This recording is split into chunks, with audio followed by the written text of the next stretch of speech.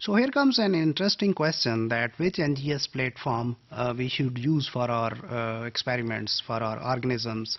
So that depends upon your biological question, whether you are doing some expression study or whether you are doing to do some genome sequencing project, you are doing some genome assemblies, as well as it also depends upon how much budget you have and what is the expertise of the people who will do the downstream analysis. So it's important that the team you have should know how to handle the data coming out of which sequencers. So for example, if they are good with the downstream analysis of Illumina, you would prefer to do the Illumina sequencing, right? So here we see that there are different, it's a comparative between different sequencing technologies. For the reference, we put Sanger also. That was actually the first sequencing technique, or we can say the first generation sequencing.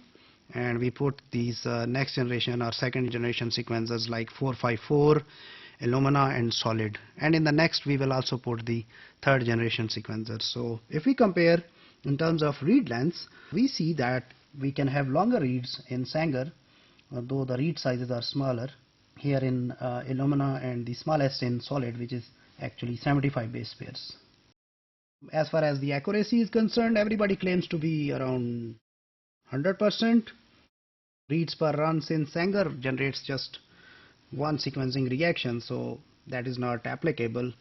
But 454 has up to 1 million. Illumina can give you up to 3 billion. So if you are interested in many reads, or you are interested in high coverage of your genome or your transcriptome data, probably Illumina can be a good choice. Solid claims to produce up to a maximum of 1.4 billion reads. How much time they take? Sanger takes like 20 minutes to 3 hours, but obviously it's good for small sequences. 454 goes for like 1 day. Illumina takes 1 to 10 days, but obviously you are getting the high throughput, whereas Solid takes 1 to 2 weeks.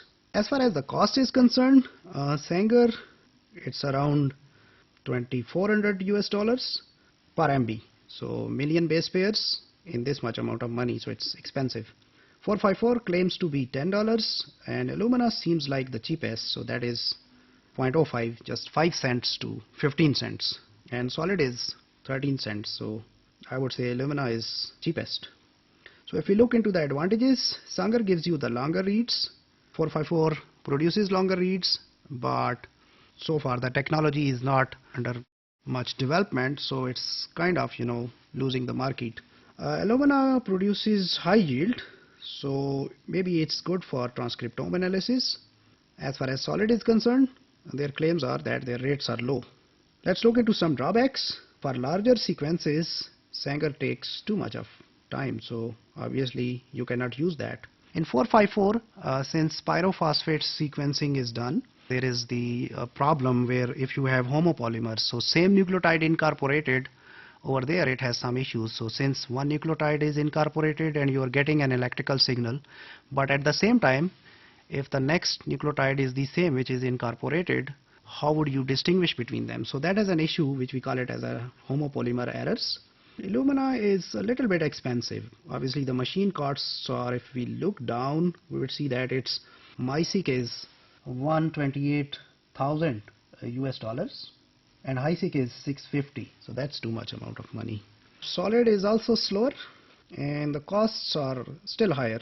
So instrument cost for Sanger is there was one automated system called as 3730 XL, so that costs like $95,000, which is obviously again high for 454 and Solid machines. So let's see how do these third generation sequencers they fit into this comparison. We already talked about Sanger and Illumina, so Helicose is giving us smaller reads, so 35 base pairs. PassBio, it's really long reads, 3000, and accuracy as per their claims it's 98 to 99%.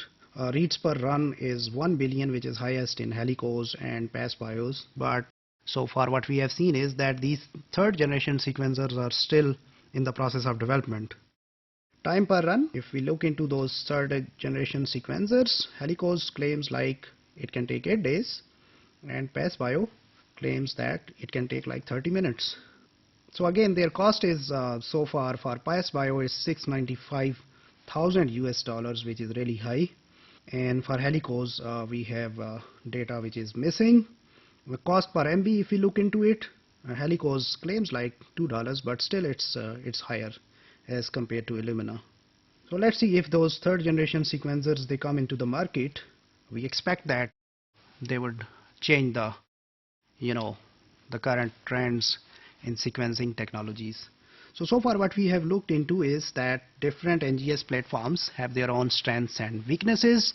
So which one to choose from depends upon your biological question, depends upon how much money you can afford, and the expertise of your analysts.